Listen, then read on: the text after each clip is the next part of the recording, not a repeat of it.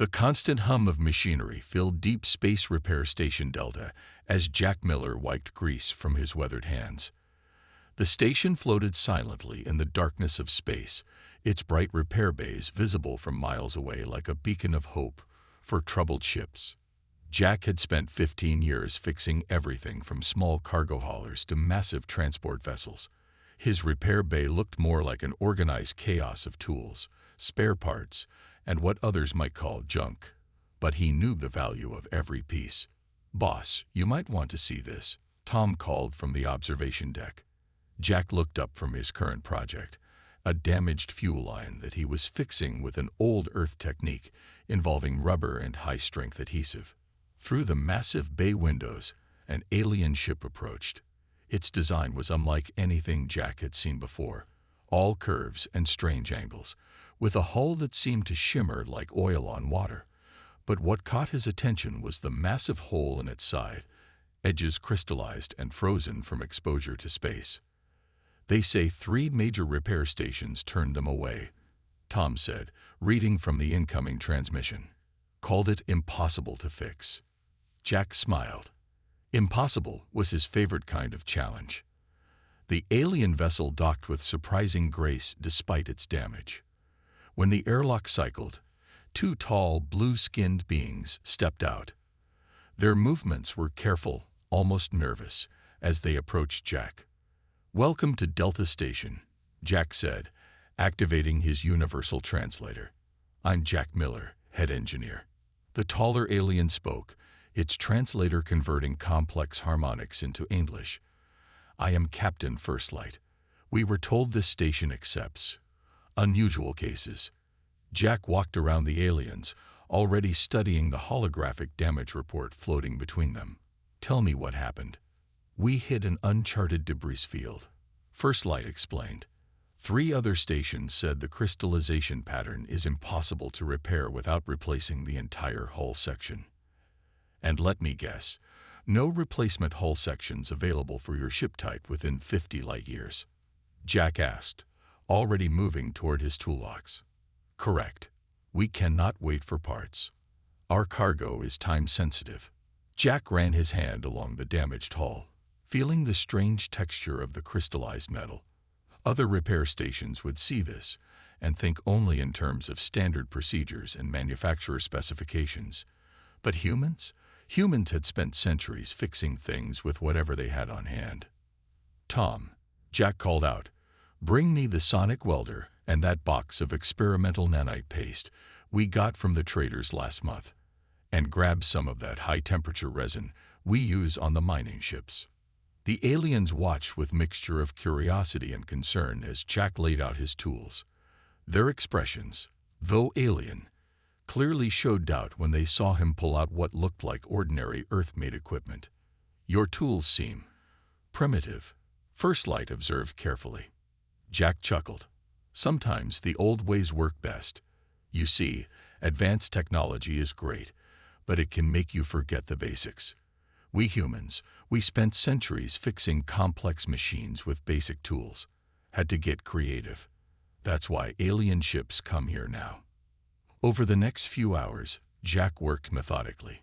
He used the sonic welder to carefully break down the crystallized edges, then applied the nanite paste to rebuild the molecular structure. The high-temperature resin, modified with his own special additives, sealed everything together. "Impossible," First Light whispered, running scanning equipment over the repair. "The hull integrity is at 98.7%, better than factory standard." Jack packed away his tools, satisfied with his work. "Nothing's impossible. You just need to think outside the box. Sometimes way outside." As the alien ship prepared to depart, First Light approached Jack one last time. "We will tell others of this place. Your methods are unusual, but highly effective." Jack watched the ship leave, its hull now bearing the subtle mark of human ingenuity. He knew this wouldn't be the last impossible repair job to reach his station. Word would spread, as it always did, about the humans who could fix anything with whatever they had on hand. "What's next?" he asked Tom, already eager for another challenge. "Actually," Tom grinned, checking the incoming transmission log. We just got 3 more requests for impossible repairs. Jack smiled. Just another day at humanity's growing reputation as the galaxy's best mechanics. 3 months after Jack's repair of First Light's ship, Deep Space Repair Station Delta had become busier than ever. The observation deck's display showed a dozen alien vessels in holding patterns, waiting their turn for repairs that other stations had deemed impossible. Robert Thompson stood at his workbench, carefully examining a quantum drive component through his magnification goggles.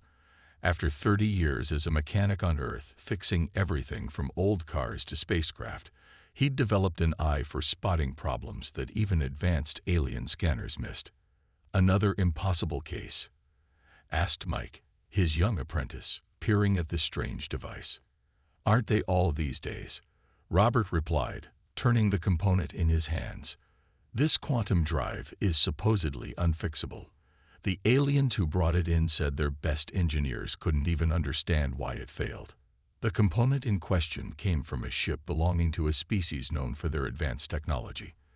The device gleamed with an otherworldly sheen, its interior workings pulsing with a faint blue light. "Look here," Robert pointed to a nearly invisible fracture. "Their scanners are so advanced, they actually missed something this simple. Sometimes you need human eyes and old-fashioned experience to spot the obvious." The station's intercom crackled to life. "Robert, we got another emergency docking. Trading vessel with critical engine failure." Making his way to the main bay, Robert watched as a massive ship limped into the docking area. Its engine housing was dark, with occasional sparks of energy crackling across its surface. The ship's captain, a tall insectoid being, clicked anxiously as it described the problem through its translator. "Our primary drive matrix has suffered a cascading failure. 3 engineering teams said the entire system needs replacement." Robert walked around the exposed engine housing, his experienced eyes taking in every detail. He'd seen similar problems before, though never on such an advanced scale. "Pass me that old frequency analyzer," he called to Mike. "The Earth-made one, not the alien tech." The captain's antennae twitched in what might have been confusion. "You intend to use that primitive device on our quantum matrix. Sometimes primitive is exactly what you need," Robert explained, connecting the analyzer. "Your advanced systems are looking for complex problems, but this might be something simple that's cascaded into looking complicated." For the next hour, Robert worked methodically, using a combination of Earth-made tools and modified alien technology. He'd learned long ago that combining both worlds often led to the best solutions. "Here's your problem," he finally announced, pointing to a readout on his analyzer. "You've got a basic resonance mismatch. Your advanced systems were trying to compensate for it, which only made things worse." The captain's translator struggled to keep up with Robert's explanation as he described how the ship's quantum matrix had essentially developed the space equivalent of an engine knock, a simple problem masked by layers of advanced technology trying to fix it. Using modified Earth tools and techniques developed for much simpler engines, Robert carefully adjusted the matrix's resonance frequencies. The engine's angry sparking gradually subsided, replaced by its normal smooth hum. "Impossible," the captain clicked. "Our most advanced diagnostic systems missed this."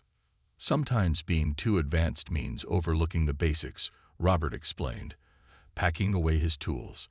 "We humans had to fix complex machines with simple tools for centuries. Makes you think differently about problems." As the trading vessel prepared to leave, its captain approached Robert one final time. "We will inform our trading guild of your abilities.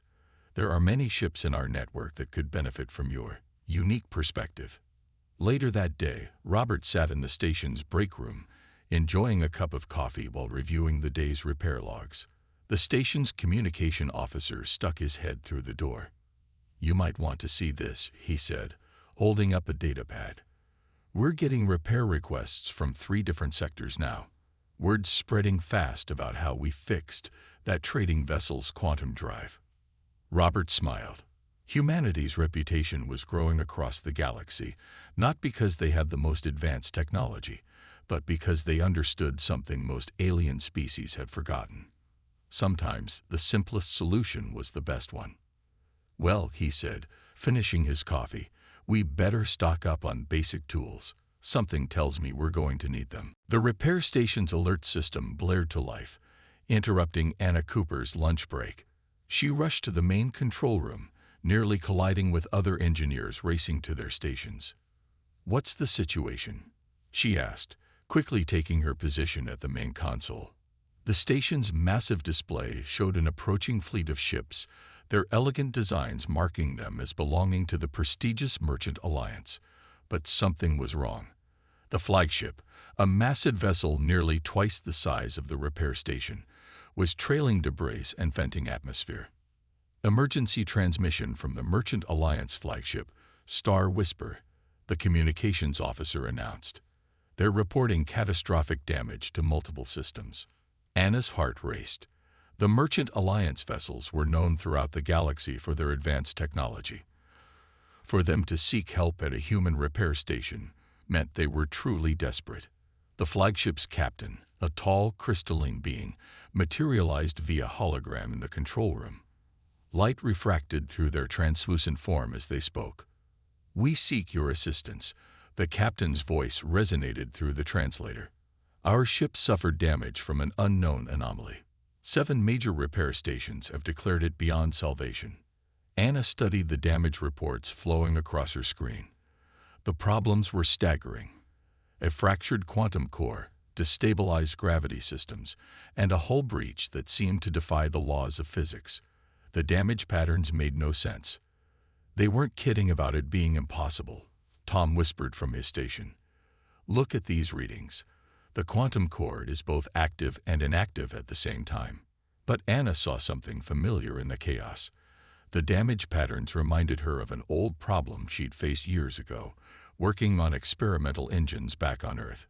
Sometimes the most complex-looking problems had surprisingly simple causes. "Captain," she addressed the hologram, "permission to board your vessel." Within minutes, Anna was aboard the Star Whisper, surrounded by its panicking crew. The ship's interior was a marvel of alien engineering, but right now it was in chaos. Warning lights flashed everywhere, and the artificial gravity fluctuated wildly. She made her way to the engine room, her magnetic boots keeping her anchored as the gravity shifted. The quantum core, normally a perfect sphere of contained energy, now pulsed erratically, its surface rippling like water in a storm. "Your engineers tried to stabilize it using standard protocols?" she asked the ship's chief engineer, a being composed mostly of shifting plasma contained in an environmental suit. "We attempted every known procedure," they replied. "The core resists all conventional solutions." Anna smiled. "Then let's try something unconventional." She pulled out her tablet, loaded with software she'd written herself. A combination of Earth-based engineering principles and alien technology. While other engineers might see the quantum core's behavior as completely chaotic, she recognized a pattern. "Look here," she pointed to her readings. "The core isn't malfunctioning randomly.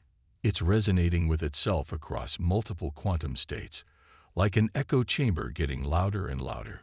The alien engineer's plasma form swirled in what might have been confusion. "But how do we stop it?" "The same way you stop any echo. You break the pattern." Anna began typing commands into her tablet. "We're going to introduce a controlled disruption, like throwing a rock into a pond to break up the waves." Using a combination of the ship's advanced systems and her own modified equipment, Anna carefully began adjusting the quantum field. The core's erratic pulses slowly steadied, its surface smoothing out like a calm sea. "Impossible," the alien engineer whispered as the ship's systems began returning to normal. "You solved it by making it more unstable." "Sometimes you have to make things worse to make them better," Anna explained. "It's an old Earth saying, but it applies to quantum mechanics too, apparently." Over the next few hours, Anna led the repair effort, fixing the cascade of problems that had stemmed from the core malfunction. The hull breach sealed itself once the quantum field stabilized, and the gravity systems reset automatically. As the Merchant Alliance fleet prepared to depart, the captain approached Anna one final time.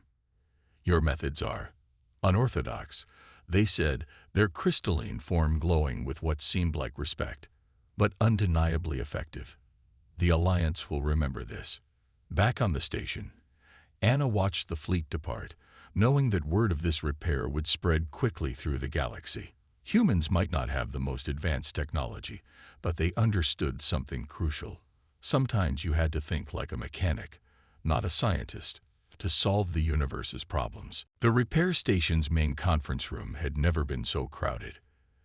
Alien engineers from 12 different species sat around the table, their eyes, or various sensory organs, fixed on Dave Wilson as he stood at the front, holding what looked like an ancient wrench.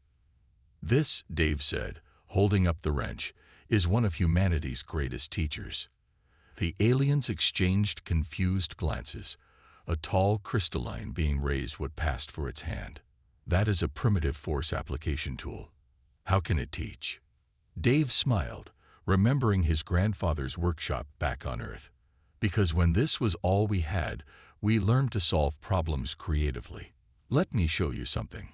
He activated the holographic display, showing footage from earlier repair jobs. The first showed Jack using modified Earth welding techniques to fix an unfixable alien hull. The second showed Robert diagnosing a quantum drive with basic tools. The third showed Anna's solution to the Merchant Alliance crisis. "Notice what these solutions have in common?" Dave asked. "They all combine basic mechanical understanding with advanced technology.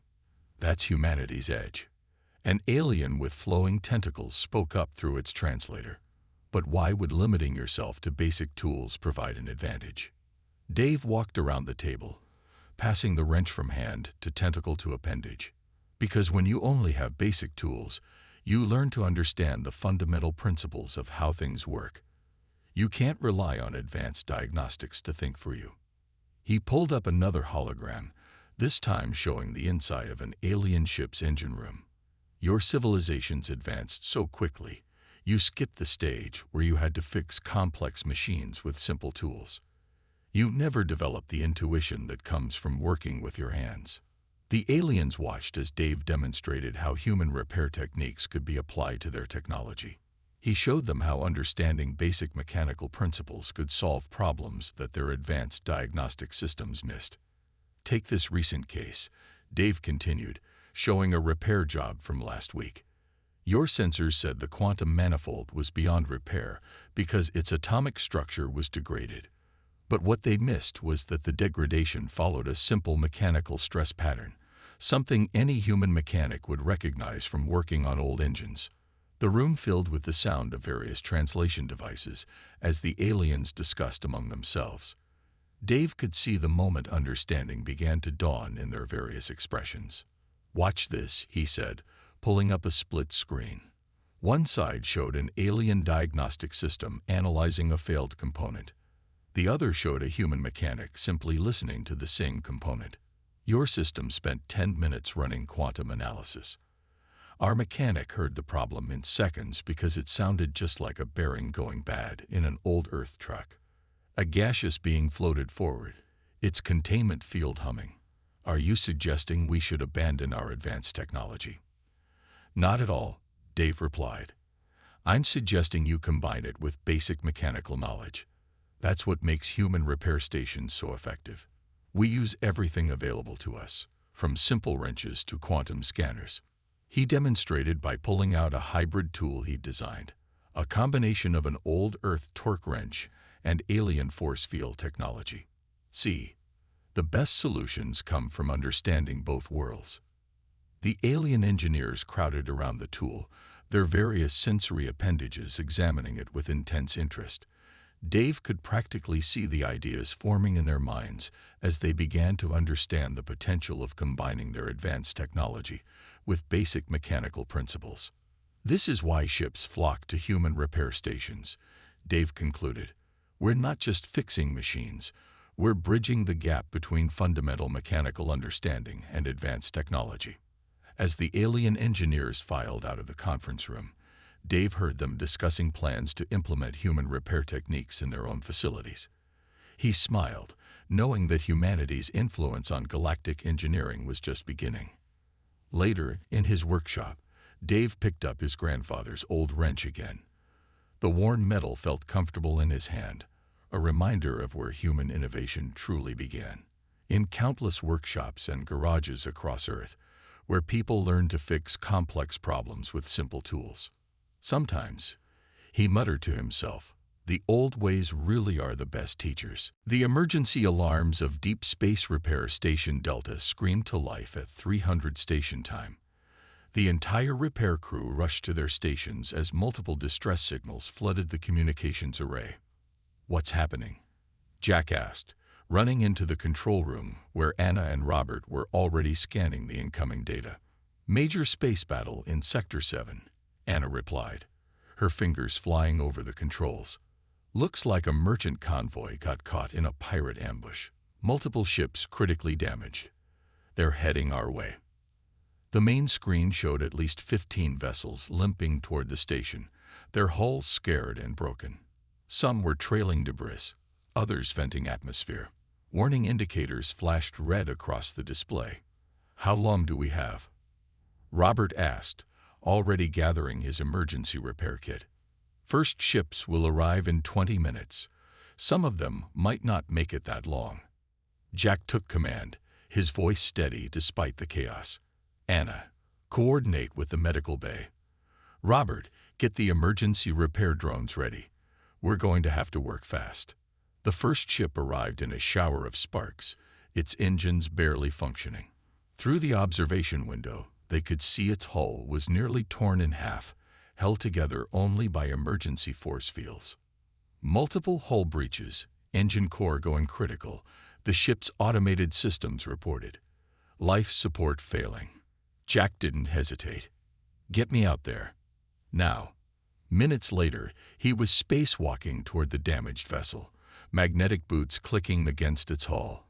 The damage was worse up close. Twisted metal and exposed circuitry sparked in the vacuum of space. Engine core temperature rising. Anna's voice crackled through his helmet. "You've got 10 minutes before it goes critical."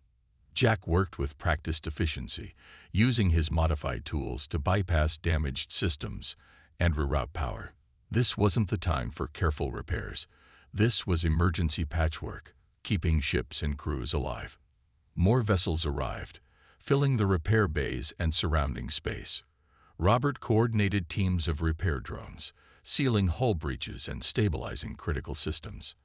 Anna managed the overwhelming flow of data, prioritizing repairs based on urgency. "We've got a quantum core breach on Bay 3, someone shouted. "Reroute power to the containment fields."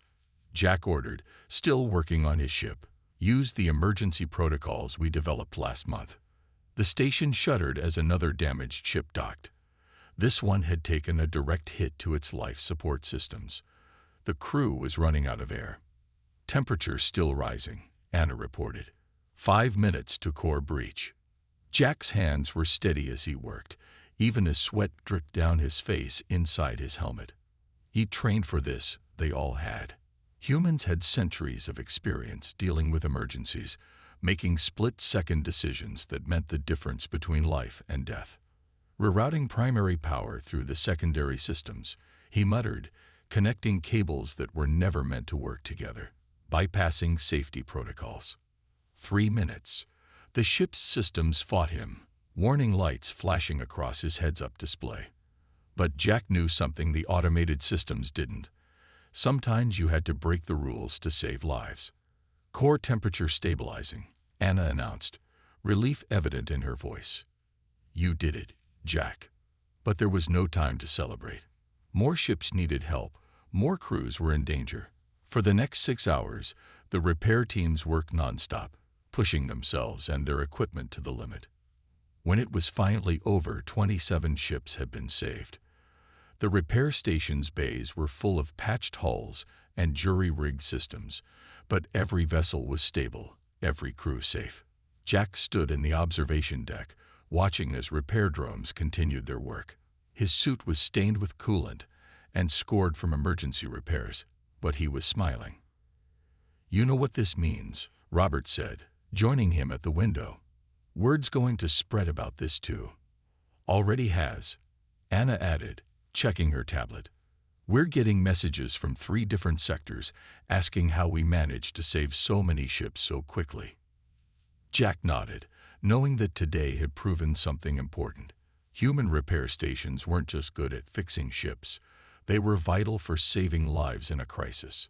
"Better stock up on emergency supplies," he said. "Something tells me we're going to be even busier from now on." In the weeks following the massive rescue operation, Deep Space Repair Station Delta had become something of a galactic landmark. Today, the main workshop was hosting an unusual event, a formal documentation of human repair techniques. Mike stood before a group of alien engineers, a simple toolbox at his feet. Behind him, holographic displays showed recordings of various emergency repairs from the crisis. "Everyone keeps asking how we do it," he began. "How humans manage to fix things that advanced systems say are impossible. The answer lies in our history." He picked up an old wrench, much like the one Dave had used in his presentation.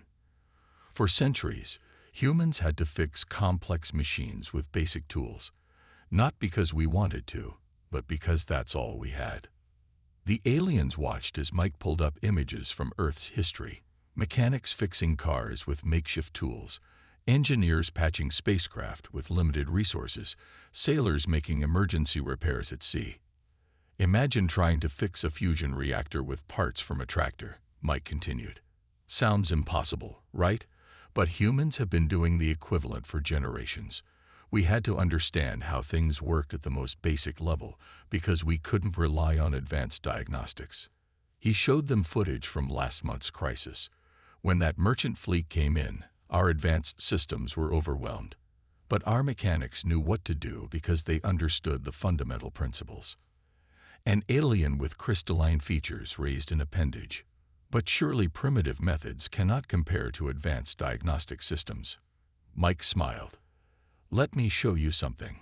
He activated another hologram, showing a split view of 2 repair attempts on the same problem. On the left, an advanced AI system trying to fix a quantum drive. On the right, a human mechanic using basic tools and experience. The aliens watched as the AI ran through thousands of calculations while the human mechanic simply listened to the drive, tapped it in a few places, and identified the problem in seconds. The AI was looking for complex quantum failures, Mike explained. The human heard a simple resonance problem that reminded him of an old Earth engine. Sometimes the simplest solution is the best one. He began documenting specific techniques, showing how human ingenuity had evolved from fixing simple machines to repairing advanced alien technology. Each example demonstrated how understanding basic mechanical principles led to solving complex problems.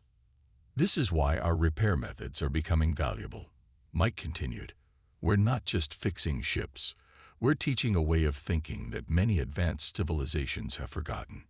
The aliens took careful notes as Mike explained how human mechanics combined old-world knowledge with new technology.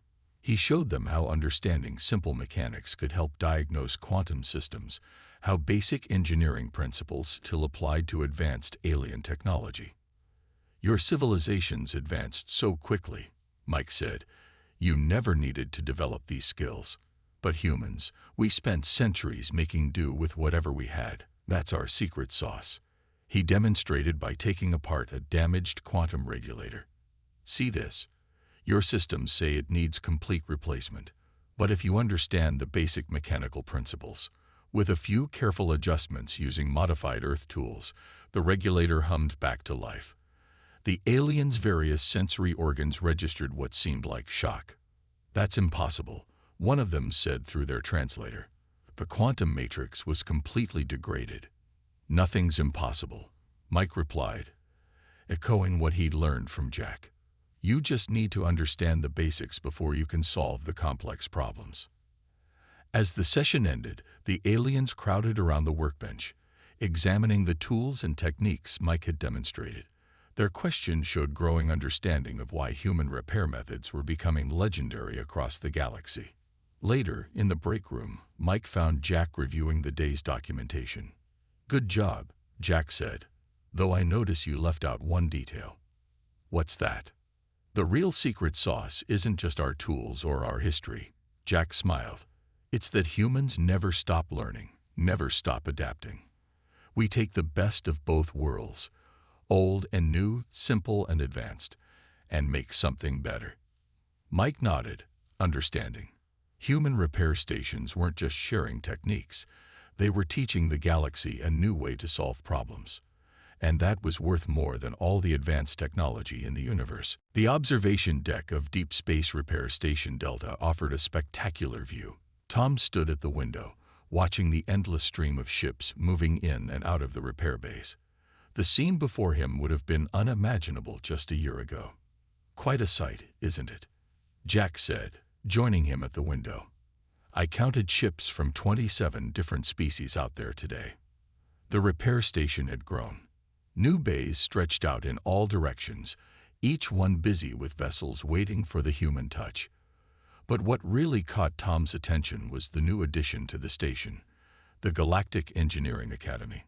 "First-class graduates today," Tom remarked, watching a group of alien students making their way through the main corridor. They carried toolboxes that combined Earth-made tools with advanced alien technology. The academy had been established after word spread about how humans had handled the crisis 3 months ago. Now, engineers from across the galaxy came to learn the human way of fixing things. "Look at this," Jack said, pulling up a holographic display. It showed repair stations across the galaxy, each one marked with a small Earth symbol. Every one of these stations now has at least one human mechanic on staff. Some have entire human engineering teams. The display zoomed in on one particular station, where an alien engineer was teaching others how to diagnose problems using both advanced scanners and basic mechanical principles, just as humans had taught them. "Remember when they used to call our methods primitive?" Tom laughed. "Now they call it innovative," Jack replied.